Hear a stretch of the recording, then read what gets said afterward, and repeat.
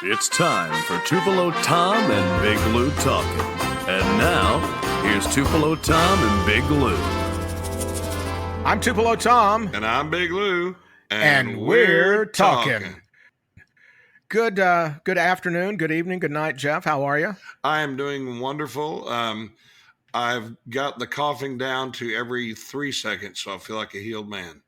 Okay, well, we'll try to cut what we can out of this. Our producer, Alex Mitchell, will just have a cough button that he will try to institute. That's what you have on the radio, by the way. It's a little button next to the, if you feel yourself about to sneeze or cough, you hit the button and it kills your mic for just a second. I wish I had that in life. I could just walk around and just to start to say something, I could just press a button and nobody could hear the coughing. It's that post-fest glory that we have every festival. It's kind of like one of those buttons on a ride or something. You have to press it down and keep pressing it to turn the mic off, because people would say, well, Tom, couldn't you just turn the mic on and off? And I would say, you can, but you forget to turn it back on sometimes. Right. So I've done a lot of shows with no mic on. But we are in that little time between fests right now, and we found this little moment in time that we could get together and talk about what's happened in the rearview mirror and what's happening in the out the windshield ahead, and we're excited about it. But before we do that, I wanted to ask Jeff what you've been up to. I'll tell you what I've been up to, and I'll go first. I was in, I love to go picking antique stores. I love to find anything. I never know what I'm looking for. So the other day, I go in a place here in Tupelo, the Rusted Bucket, and I'm looking. There's a new booth there, and they had LPs. And I'll hold this LP up right here. You can see it. Yeah. Now, you on the podcast, stop looking at your radio. You can't see it. It's called, the album is Long Lonesome Highway by Michael Parks. It's from the 60s. And Michael Parks was on a TV show called Then Came Bronson, where he rode a motorcycle, adventure to adventure, city to city. And he was also in some Tarantino movies later on. But back in the day, in the 60s, if you had a hit TV show, you got to do an album. I've got an album by Greg Morris that played Barney, the techno guy on Mission Impossible. I've got an album that Leonard Nimoy did. Of course, Shatner did an album and still does them. So a lot of people, and David McCollum from Man from U.N.C.L.E. did an album too, plays Ducky on NCIS. But I've always liked Michael Parks as an actor because he's kind of Brando-esque. And I picked this album up and I thought, oh, well, he's even wearing the same cap he wears in Then Came Bronson. So this must be right around that time. Now, of all the records I could have picked up, I picked this one up and I look on the back and it's got his musicians. And I look at the musicians, James Burton on electric guitar and dobro. Wow. Jerry Sheff on bass and Ronnie Tutt on drums. Oh, and I'm my like, gosh. Well, I guess I'm buying this one. Have you listened to it? I've listened to it. Michael Parks, not a bad singer, but boy, the musicians are incredible. Wow. But so you never know. You never know what's out there. You never know what you're going to get. That's just one of those, why was I called for that album? Why did I pick it up? Why did I turn it over? Just one of those little things. And then in the mail today, I got the Elvis Presley Burning Love RCA rehearsals, Ooh. which was the record day release back in May. They have the record day for all the independent record stores, and a lot of artists have albums that come out that are just sold on that day or until they sell out. My local record store here in Tupelo, they said they had a line out the door when they opened. Golly. They sold out of this Burnin' Love RCA rehearsals. It's basically the album. You see excerpts from a lot of these songs in Elvis on tour when he's in the studio with the red shirt. One of the coolest he ever looked. Yeah. And the album cover is the same. You see JD and Richard Sturban and Ed Enoch in the background. Red is very prominent in the lower right corner. But my friend John Jackson and everybody at Sony sent me a copy of that. So I just wanted to say thank you for that. And there's nothing like Elvis on vinyl still. Yeah. And for all you collectors, yes, I opened it, and yes, I'm listening to it because that's what it was made to do. I don't want to. Exactly. I collect enough stuff. I'm putting the album on the turntable and listening to it. And a continued thrill for me is the fact that pretty much always now Sony in their thank yous includes my name. So the fact that my name is on an Elvis album inside is still kind of strange to me. So we can say that the handful of people that for some reason just continue to be negative about the movie and everything else, they're never going to get it. They never will. Here's an example. Here we are in 2023 and there's a line out the store, a record store, to get an Elvis album. Incredible. Yeah. And that's what we've been seeing. We've talked about it on previous podcasts that we are seeing an audience comprised of a lot of people that we would have never seen at an Elvis festival before. They have discovered Elvis and they are seeking another Elvis experience besides the movie, and that's where the festivals come in. They're able to see someone live on stage paying tribute to Elvis and feel what it's like to be in an audience.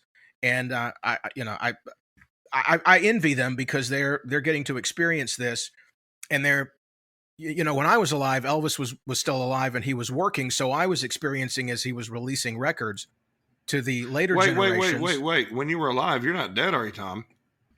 Well, when he was alive. There you go. Okay. Had me worried there for a minute. Oh, okay. I don't know. I'll check my pulse. Can you hear me talking? Maybe I'm just talking in my head and I'm floating away. But now his career is, it's all right there. It's just this big giant package of stuff. And thank goodness I had over the years the ability to disseminate it to myself as it was happening. You know what I mean? It's not just this big giant package of incredible 25 years of work. So, but they're discovering that and I'm excited for them. So welcome to them if they're listening. And other than that, I've just been listening to albums. Jeff, what about you? Well, I'd like to give a shout out to my Oklahoma Sooners softball team for winning their third straight national title. I'm a fanatical fan. Wow. And they had the best record in the history of the NCAA. So I was very proud of that. Hated to see Jordy Ball transfer to Nebraska, but that's her hometown, and she's doing it for some really cool reasons. So I wish her the best of luck. I just lost 90% of our audience telling that, but I'm a huge OU softball fan, so I wanted to give a shout out. I, too, went antiquing. I collect the old metal lunchboxes. Yeah. I found a Hee-Haw with Roy and Buck. I found a Fat Albert, a Rambo, which I think might be the last one that they made of that metal, that company. Mm-hmm. And so I'm still looking for the Harlem Globetrotters and the Happy Days of a few others. But that's always fun. Tupelo has some great antique stores, and I did that. I have found over the years, I have two. I'm looking at them on the shelf over there because I'm in my office. I have two.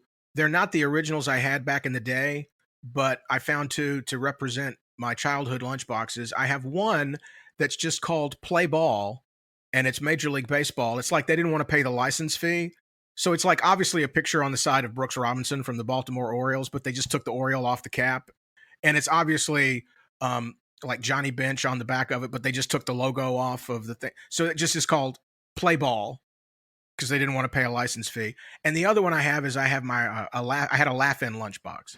Yeah, I've got, and of course, the Hulk, and the NFL has one of those where they clearly didn't want to pay the licensing fee. So it's just something fun to collect, as if I needed to collect more stuff. And people right now are Googling lunchboxes. So that's. Yeah, that's right. Tom, it's interesting. You talked about how envious you were of the people that are discovering Elvis and the whole ETA process. It's the same thing every time. People have an image in their head. There's a lot of negativity about it. Of course, 90% of those people have never even been to a show. Or there's what I thought was that it was kind of a humorous, honeymoon in Vegas, flying Elvis's Utah chapter. And then when you see the guys that really take it seriously and really care about it and are huge Elvis fans, as we all know, everybody is blown away because they didn't realize the commitment to Elvis's image and legacy they have. I remember the first ETA I saw in Las Vegas and Trent Carlini, and I could not believe how incredible it was. Then I saw another one after that where I was just blown away that I saw a jumpsuit in person. Yeah. And so it's fun, and it's fun to talk to the people when they want to know about your Elvis experiences. They want to ask questions about the movie, and it's just an exciting time it's always exciting to be an Elvis fan, but it's a real exciting time now. And we've also experienced something because of our producer, Jeff, Alex Mitchell, who has connected this podcast using other methods and other people that are on TikTok and things. Alex, we would just want to say thank you that we're finding out that we're very big in the TikTok and other social media besides Facebook world. Thank you for that. Yeah, you are now. You're welcome. There is a movement with Elvis influencers on social media. I never thought that I would say that, but it's amazing. We had a friend of mine, Kenzie Cormick, and she has quite the Elvis following. And we reached out to her, and she made an amazing clip. That I mean, it's a hell of an advertisement. So thank you very much, Kenzie. Well, and that's the thing. We're out there. They're discovering this show through so many different ways, and so again, through ways that you and I would not even understand, but they're doing it. I'm so blown away when I saw that. Kenzie, you did an amazing job. If you're listening, we had another kind of a cool little celebrity encounter. Daniel Durston, who was on Big Brother. Yes, I'm a fan of the show. I admit it. I met him in Las Vegas actually when I went to see Pat and Vic and Bill do a show there, and he was going to be taking Pat's place for a while. And it was just real. I didn't get to meet him, but you did. And apparently, he's a big fan of the podcast. So, Daniel, if you're listening, big shout out, dude. We definitely have to have you on stage for the after parties next time. He's probably driving somewhere. He told me he listened to all the episodes in order on his drive from Las Vegas to Tupelo, and I said, "Well, that maybe that got you to Denver," but I'm very happy that he was able to listen. Yeah, that was neat. So we talked about kind of what we're up to now. Oh, and the other thing I've been doing is showing my age. I was very excited the other day. Amazon dropped all 7 or 8 seasons of Barnaby Jones, so that's what I've been doing every day. I mean, you have all these new shows. You guys are watching all these new hip things, and I'm watching Barnaby Jones. And I made the mistake of running the numbers, and you should never run the numbers. But watching Barnaby Jones back in the day, the premise was back in the 70s, it was detectives that had like a gimmick. Like Cannon was the fat detective, or the weight challenged detective. Calorically challenged. Calorically challenged today. Back then he was fat. And looking at him, he's not that fat, really. Right. I wish I were that fat. Yeah, really. I'm like, that's not bad, Cannon. Columbo was kind of the absent-minded genius. He was that, and Kojak was the bald, follically challenged detective, and Barnaby Jones was the older detective, right? Yeah. And watching the episode, by the way, there's the pilot. I watched this show, episode 2, season 1, episode 2. William Shatner is the guest villain, so that's all I got to tell you. Oh, that is great. And Barnaby Jones, he's drinking milk. He's just like a year or two out of being Jed Clampett, and he's amazing. Alex, I see your hand in the audience. Wait, does that mean that Kojak is a spinoff of Barnaby Jones? No. Barnaby Jones was a spinoff of Cannon. Oh, okay. Yeah. Okay. So, but I ran the numbers, Jeff. Yeah. And we're within a year of being the same age. Oh, no. Now, watching Barnaby Jones back in the 70s, he's so old. Now I'm like, it's not that bad. Not that bad. And Cannon's not that fat. So. Oh, that's great. I got to say, I always joke about being on the road so much as we are now. And I said, this was a whole lot easier 20 years ago. And every time I come home, I just feel beat up like an old man. But all these Barnaby Jones references and discussion, Tom, you made me feel young. Thank you very much. Thank you. Well, they're also a part of the audience going, oh, I didn't know it was on Amazon. You're welcome. They're thinking we're talking about a purple dinosaur right now. Yeah, really. And you know what the toughest thing about the festivals is not actually doing them. It's the packing for and the unpacking after, or you could just leave your suitcase packed from one festival to the other and just take it, just not even unpack it and just take it to the next one. That's right. It's just a science of laundry. But we've talked about what we've been doing, and now it's time to take a look back at some of the festivals that have happened in the past. And let's go back to right around May 18th in Jonesboro, Arkansas, Jeff, the Arkansas Elvis Festival, produced by Cody Danath. And it was a lot of fun. And looking back, it seems like 2 years ago. I know, it's crazy. Again, sound like a broken record. New people, half the house, full house. Yeah. Great performers as always. Bill Cherry, of course, Cody Danath, the producer with ETA Festivals. Ben Thompson, our friend from over the pond. David Lee, Cliff Wright, Radney Pennington, Michael Cullifer, Alex Mitchell, our producer. Joseph Hall was there. Moses Snow was there. And, of course, Moses just won a prelim, so he'll be in the ultimate. And our man, the incredibly talented phenom Finley Watkins. And it was really cool to perform with the EAS band. We hadn't played with them in forever. Yeah, I hadn't seen great. John and Cheryl and everybody in a while. And special guest appearance. So I was on stage with Ben Thompson, who was doing a headlining show, and I was his Charlie Hodge over with his water and his scarves. And that's kind of what I do now. If I'm requested, I will be there as Charlie Hodge to, do the guitars. I don't catch them anymore, though. Because was it there that I caught Cody's guitar and I cut my finger, or was it another festival? Yes, that's when we started banning the throwing of guitars for safety reasons. Yeah, well, safety reasons, and plus, I don't want to buy you a new guitar if I drop it. All the error on throwing a guitar happens at the end part of the throw. The beginning part of the throw is never blamed. It's always the catcher. It's kind of like taking a reservation and keeping one. Yeah, well, it's kind of like in baseball. If I touch it, it's my error. Right. Ben Thompson and I are on stage, and he's in the scarf portion of the program, and I'm helping him with scarves, and he's kissing and scarf and kiss and scarf, and all of a sudden, there's Vic Trevino, like right in the middle of all the women down there, and Ben's like, he looks at me like, so what's Vic doing here? And Vic comes down, he gives him a hug, gives Vic a scarf, and Vic goes off, and it's like it didn't happen. And Ben looks at me, and after Ben's finished with the song, I said, I didn't know Victor lived in Jonesboro. But what had happened is he had another show somewhere, and he just kind of came by and hung out, and was able to perform a couple more times over the course of the weekend. But it's one of those, you got to be at the festival. You never know what magic's going to happen. And there's the current reigning ultimate champion that just happened to be in the audience. And along with Riley Jenkins joined us that way too. Just showed up. Yeah. Great ETA. And it was also during that program with Ben that we had another little magic moment happen when we're doing scarves again. And there was a lady in a wheelchair that had a service dog with her, which we discovered didn't take kindly to men in jumpsuits. I did not see the dog. Ben did not see the dog. He leaned over to give the woman a scarf.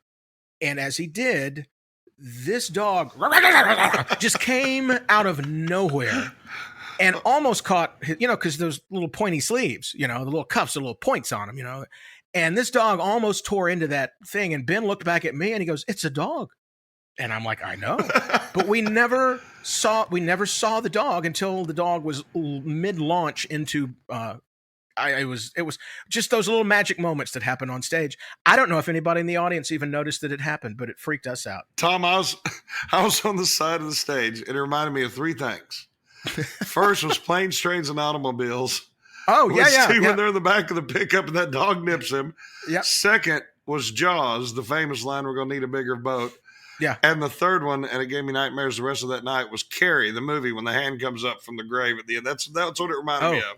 Yeah, well, all three of those together in one moment, as we had barely recovered from Vic being in the audience. So a lot of, and then we talk about, a lot of festivals that we do, Jeff, you host after parties.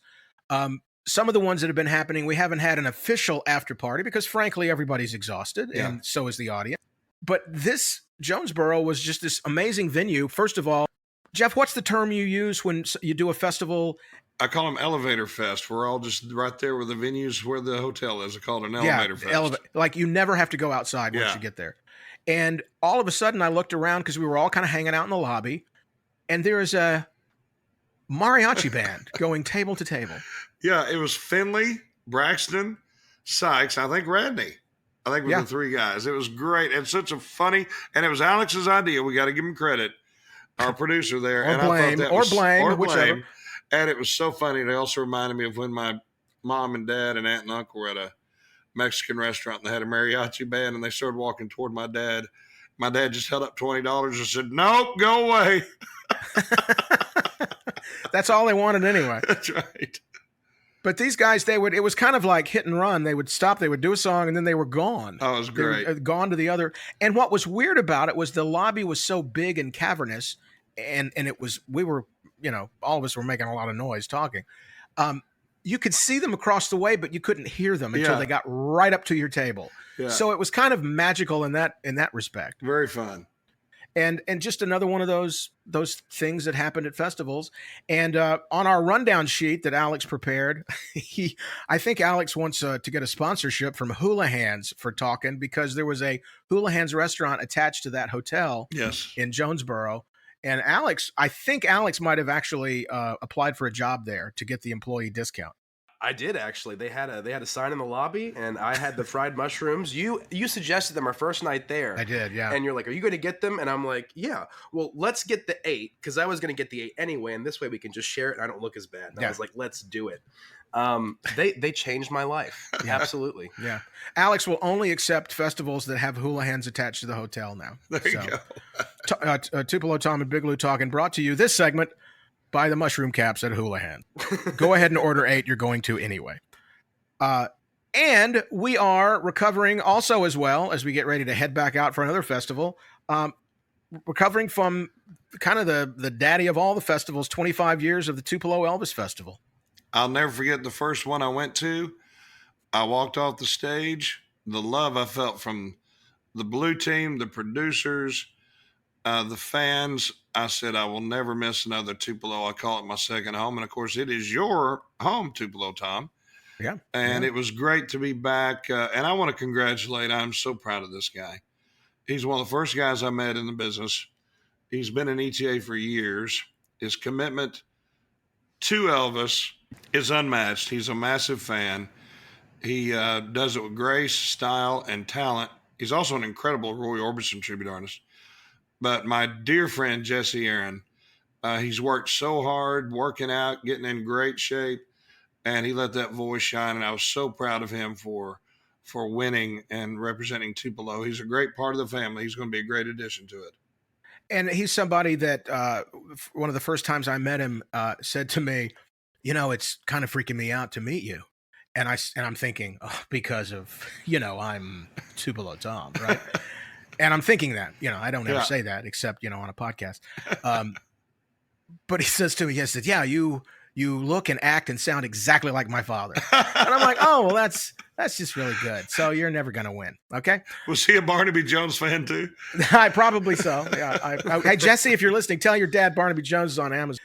But he's just a really great guy. And I love these moments that when a festival discovers someone and you go, oh my gosh, who is that guy? And the guy that came in second, Lewis Brown from England. Wow. Yeah. The audience, huge reaction. I had never seen him before. And just absolutely, I made a joke about, here's Lewis Brown, no relation. And then after he got this thunderous of applause, I said, well, unfortunately, no relation, but I'm going to go back and take a look. Maybe we are related. That's right. But congratulations to him. A new discovery there. And one of my old buddies, David Allen, came in third back in the competition world and lands a top 3 in Tupelo. Way to go, Dave. That was fantastic. It was a great weekend. As always, the shows were great. As always, the after parties at the Silver Moon Club with Charlie Watson, packed, crazy, fun, a lot of memories made, as always, a lot of new experiences and off-the-cuff things that happen at all the after parties that if you watch it on Facebook Live, you really can't.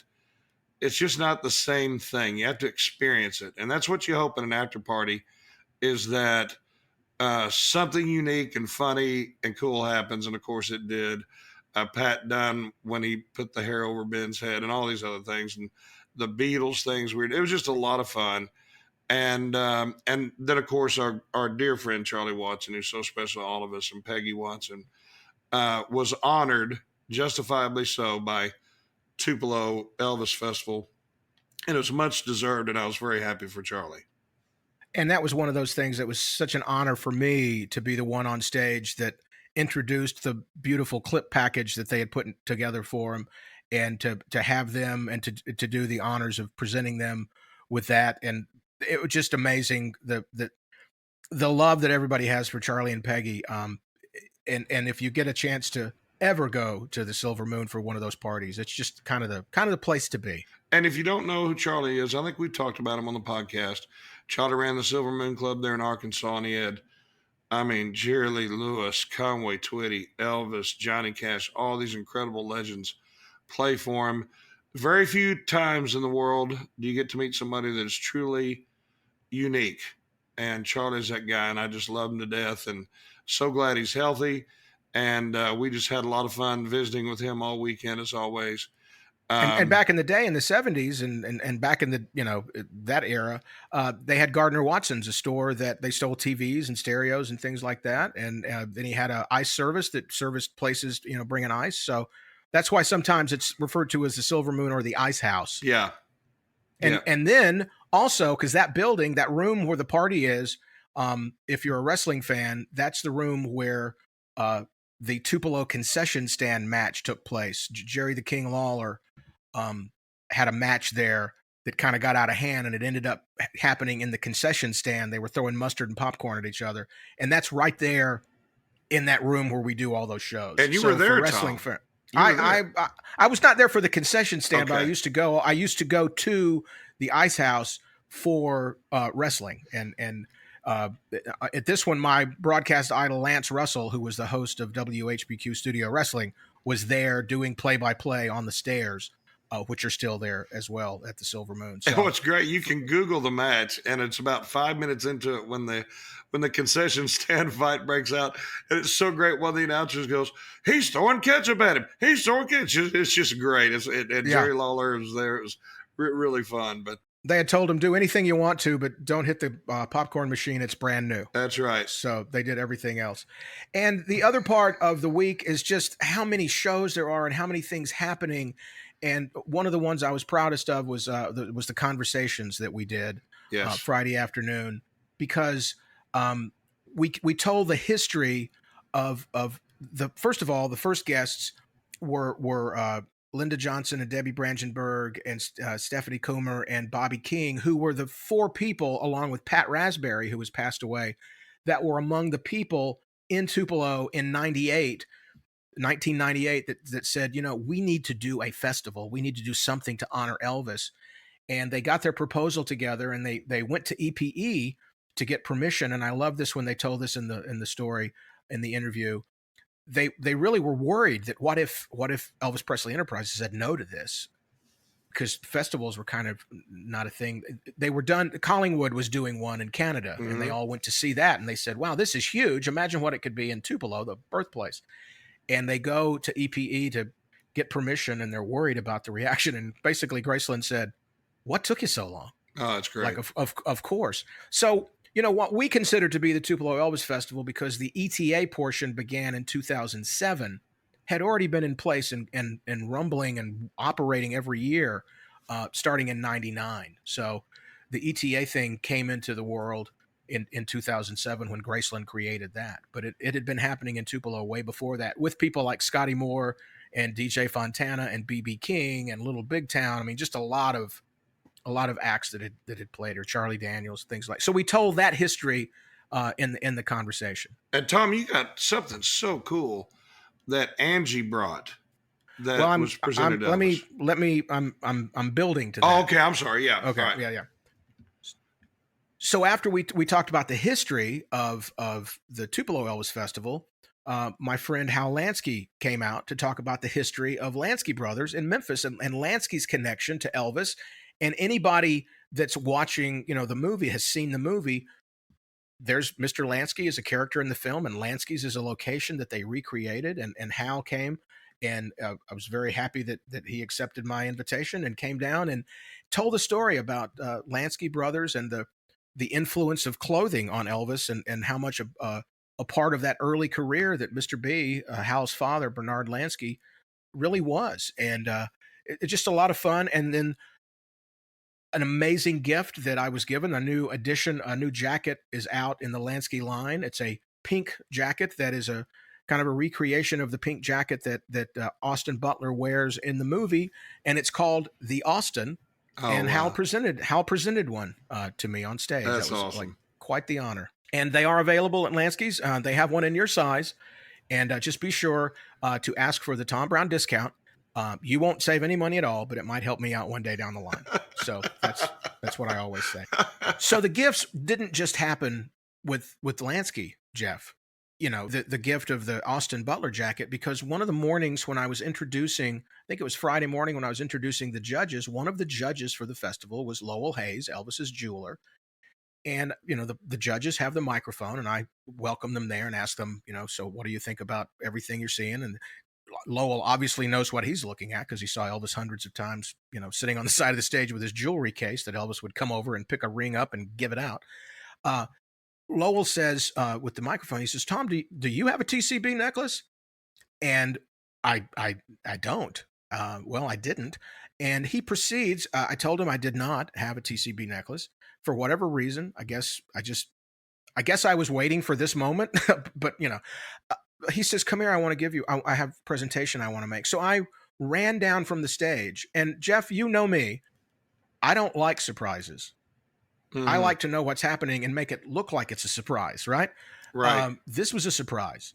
And I go down and he proceeds to tell me the story about how when he was working with Elvis, that Elvis would give the necklace out. And he told the story about how the necklace part of it, the rope or the chain or whatever you call it, there's no clasp on it because when Elvis put it on you, he didn't want you ever taking it off. Wow. And he had me turn around and he placed it over my head.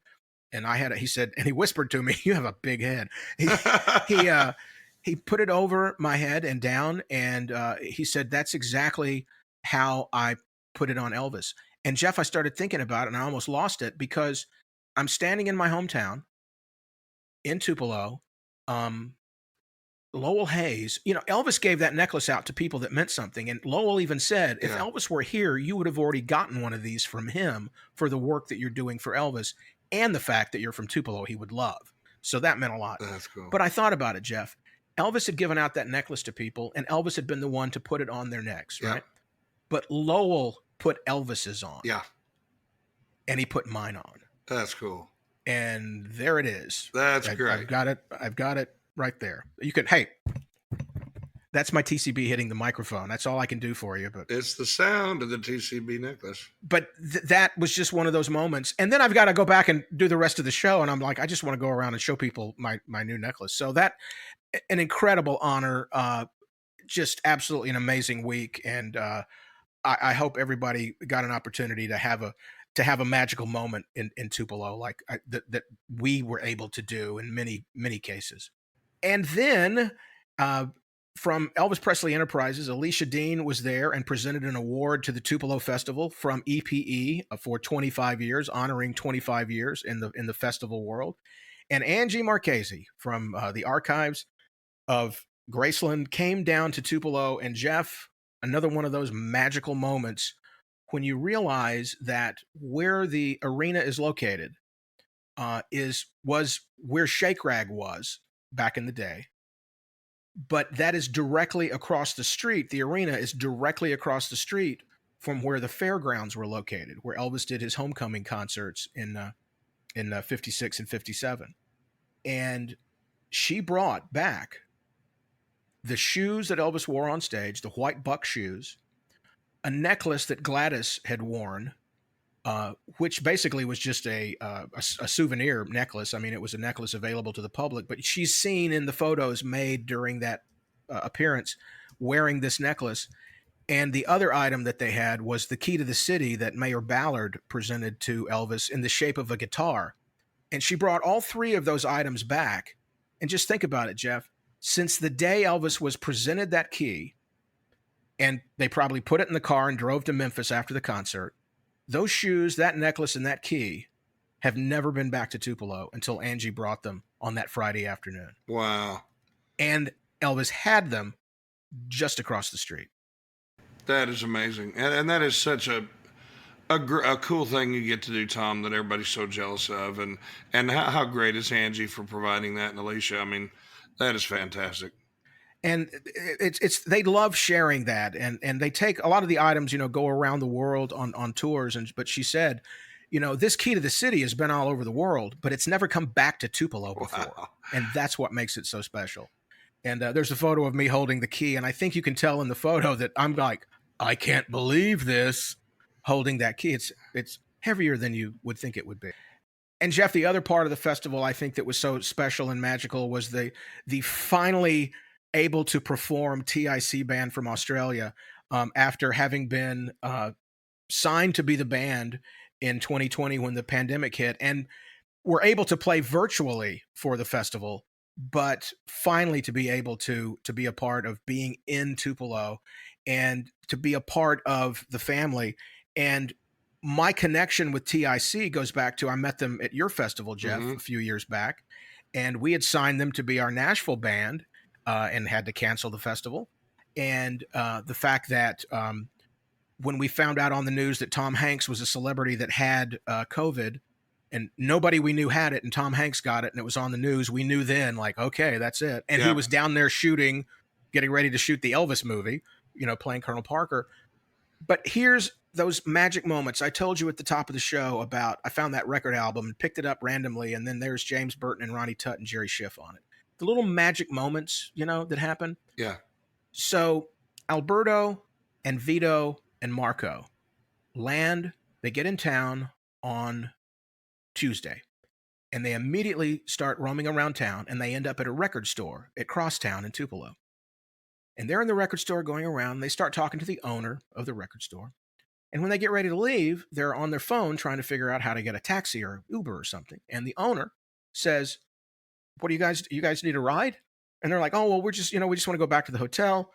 So this guy, the owner, Joe is his name, starts talking to them, and he finds out that they're here for the Elvis Festival. That's all he knows. That's all they've said. We're here for the Elvis Festival. Oh, well then, let me take you around and show you some stuff, because that's what we do in Tupelo. So he takes them to Johnny's Drive-In, and they sit in the Elvis booth, and they get Johnny Burger, and they drive. He takes them to Milam, he takes them to Lawhorn, the schools where Elvis went, and drives them around.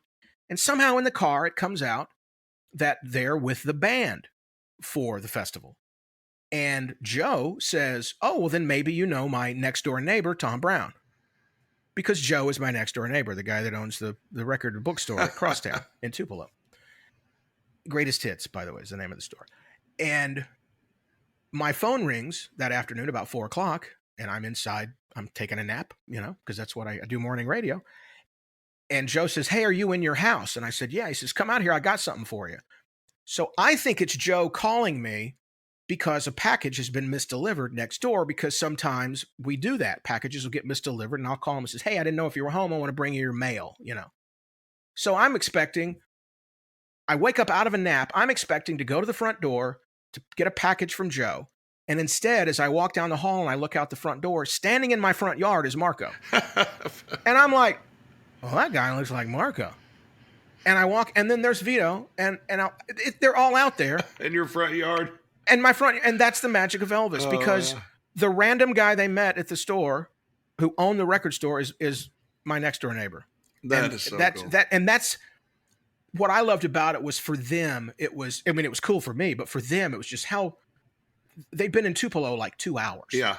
And already things like that are happening. Little magic moments are happening. And I'll clean it up for the podcast, but we did a very special toast at Charlie's. TSC was over there, and Jeannie and Susan, Charlie, Peggy, a bunch of us were all over there. I'm sure I'm leaving out. I think Ben and Ree were there.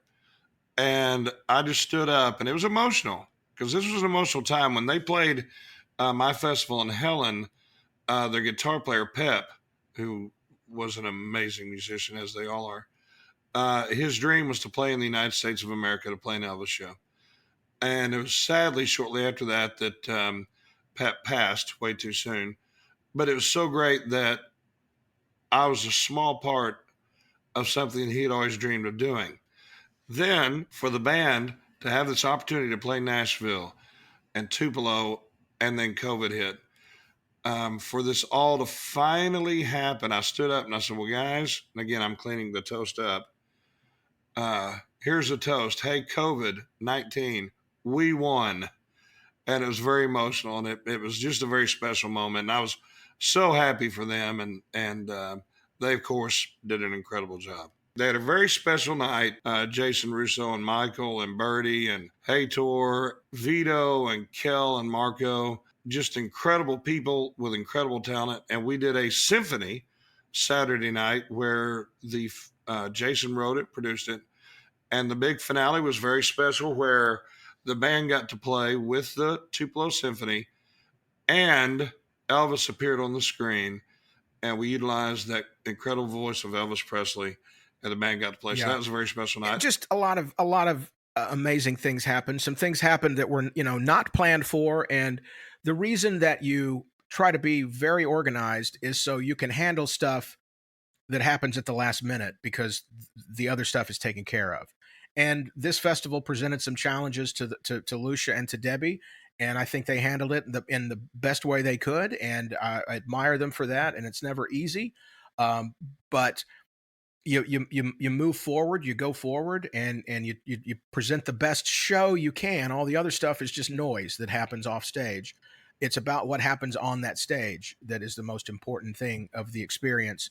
And I admire all the guys pulling together on Thursday night and making sure that there's a show presented for the audience, and the headliners that most of whom were not working that night came together and did it for Elvis and did it for the fans. And I think that's admirable for all of them. And it was very special to watch everybody let's pull together the blue team, the performers, everybody, Lucia, Debbie, the way everybody reacted. Let's get together and let's put on the best show we can. And it was very special. Once again, the Elvis family at work. That's right. That's right. And it's about that fan experience. And again, as the individual performers study Elvis and his songs and his move and his wardrobe and all that band, those singers, just absolutely amazing. I had a fantastic seat on stage throughout the competition and a lot of shows to be out there with them and listen to them. And just amazing that they've learned their parts so well, so perfectly with what they are recreating. So just overall, just an amazing festival. Another great gospel show, a wonderful show, a lot of money raised for St. Jude with that Sunday love offering. And again, just 25th anniversary of the whole festival, and it just keeps going on. There's nothing like being in Tupelo, and I hear that all the time from people. I love that Saturday afternoon where everyone walks around and they have the recreations of the moments in Elvis's life there on the street, and you guys are all in stores meeting the public and things. It's kind of like a little treasure hunt that people are off looking for ETAs in stores. Tom, another really cool thing that you're very intimate with, the birthplace there of Elvis, that was really cool. John Daly, with the help of Sydney and Gianna, kind of redid the decor and the displays at the birthplace. And it's very, very special. So now, just like Graceland always does, they've redone it. So if you haven't been to the birthplace in a while, go back. They've changed it up, and it's really, really great. And for me, that was my community center when I was a kid. We would go there and play ping pong and stuff. So that facility was built with funds that Elvis had raised in those homecoming shows. So the care, Roy Turner, the executive director, and Henry Dodge and the board, of which I am now proudly a part of, so many plans for keeping everything there updated, but keeping it in that spirit of young Elvis, that more simple time in history. And I think you get that. I think you feel that when you come to the birthplace and walk around there. But those new displays are fantastic that they all worked on, because it shows, really kind of tells the story of the birthplace. And you'll also see a lot of those items that Colonel Parker created back in the day that are alluded to and shown in the movie, of how they sold Elvis with all that marketing and merchandise and things like that. So it's kind of fun. So happy Silver Jubilee for the Tupelo Elvis Festival. Next 25 years, I'm sure they got great things planned too. And we've got great things planned coming up. We're going to talk about some upcoming festivals, but first we're going to take a break. But remember, we're not done talking.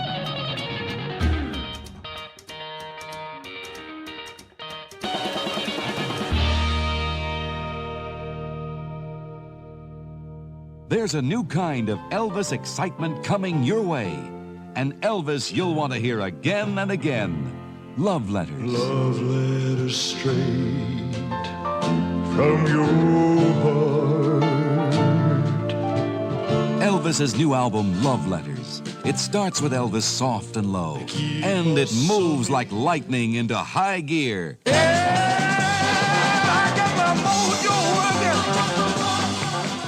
Elvis, singing 11 songs you'll want to write love letters about, because every one's a special love letter to you.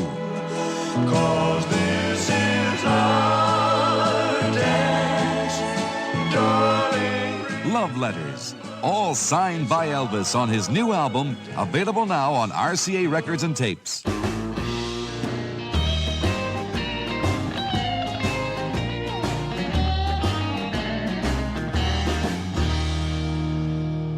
Well, I'm Tupelo Tom, And I'm Big Lou. and we're still talking.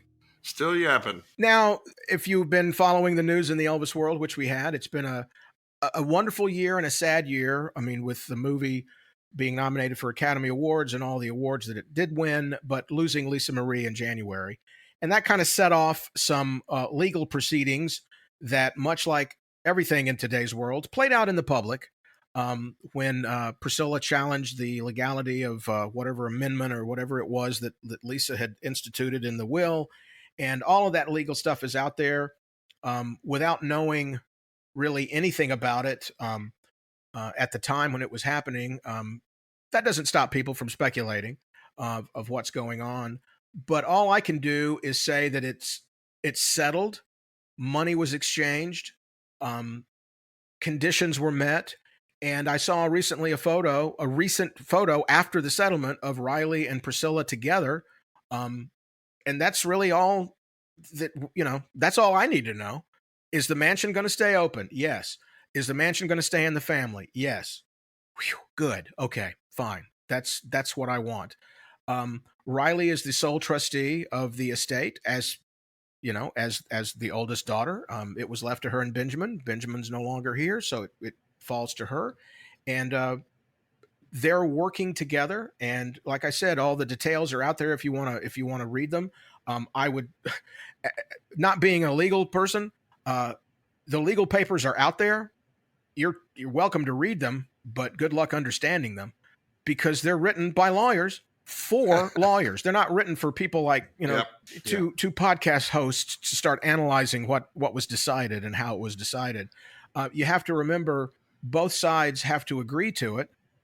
And sometimes you ask for more than you want because you're not going to get everything you ask for. So you ask for things and then things are cut down. That's called negotiation. That's kind of what that is. But the mansion's been open for business and it continues to be. And Elvis Presley Enterprises is thriving. And, we have to trust that the Presley family is happy with the outcome. And I'm happy that they're happy. And other than that, any other noise you hear, unless it's coming out of the mouth of Riley or Priscilla, is just kind of air from people. Yes. And I will say this about it. Whatever your feelings are for a particular subject, if you like something, you forgive about that. If you like it. If you don't like something, you look for any reason to naysay it. And there are people in the Elvis world have people they like and people they don't like for whatever reason. This just goes hand in hand with backing up however you feel about, if you're an anti-Priscilla person, there's really nothing she can do that's ever going to win you over. It's kind of like when I was a film critic and I would say, there's a new Stallone movie out this Friday. But listen, if you don't like Sylvester Stallone, why are you even going? You're not going to like the movie because you don't like him. Yeah.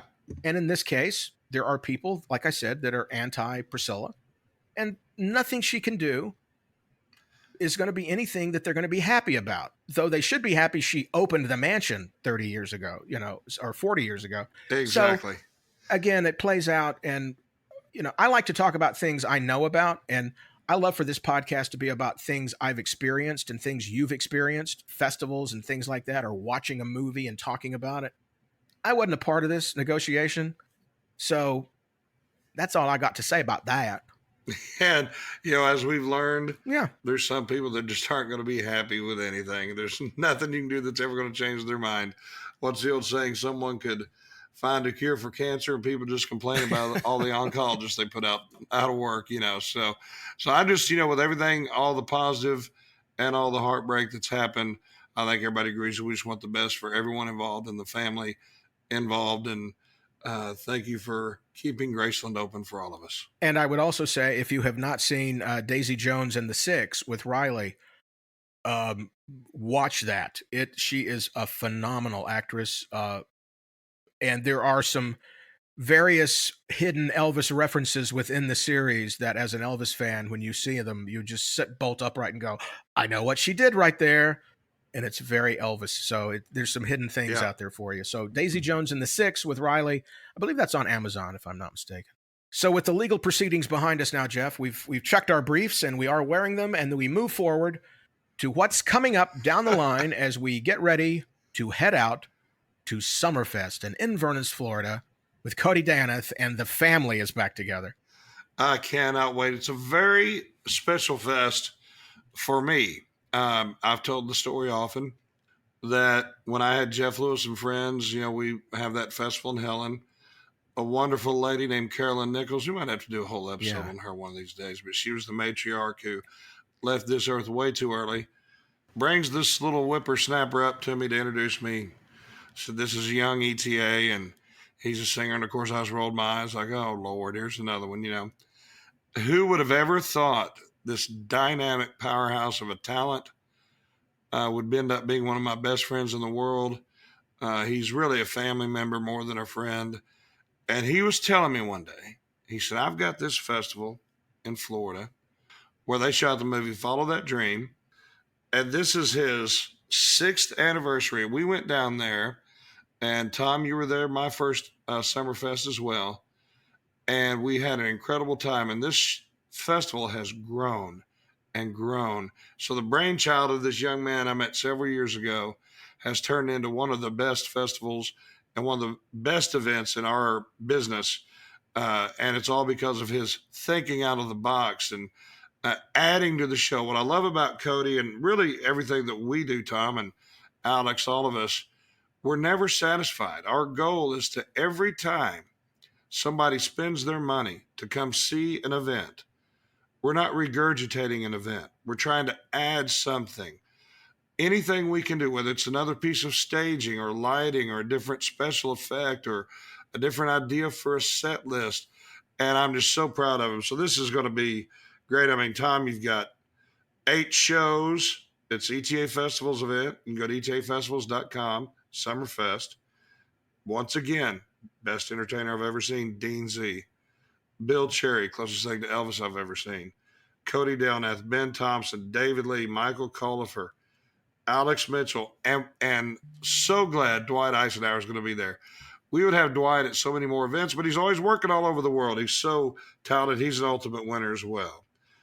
We've got Michael Chambliss, Moses Snow, Emilio Santoro. This guy, young man from England there, is so talented, good-looking little rascal. He has one of the best Elvis looks out there. And Tom, you know the show America's Got Talent? Oh, yeah. And remember they did this AI thing where they had Elvis singing, but Simon Cowell lip syncing. Yeah. Well, they had the body of Elvis, and I was busy. I couldn't do it. So they had Emilio come in and do it. And so kind of another little star there.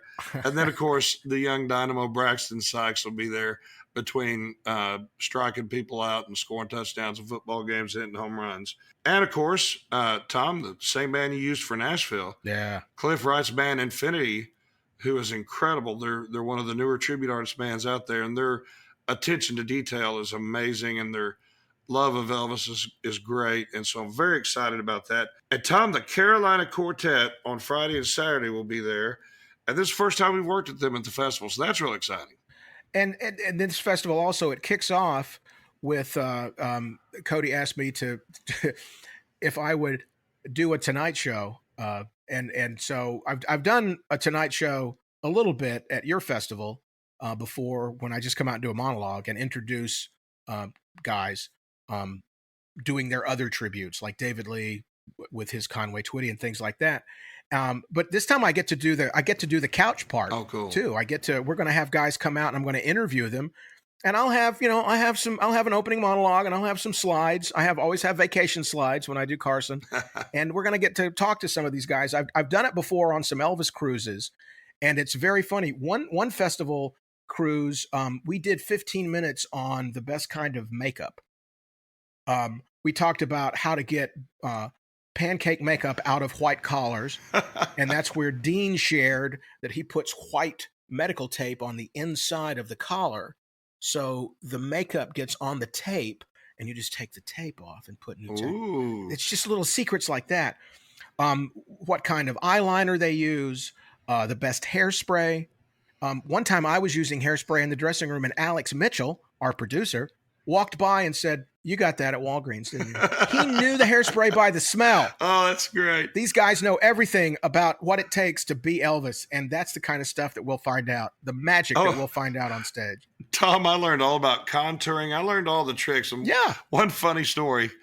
Me and Cliff Wright and another ET, I'm trying to think who it was, Tyler Hunter. Cliff had, Elvis had those great shadowy eyes, Yeah. And this is, like I said, back when I was an ETA.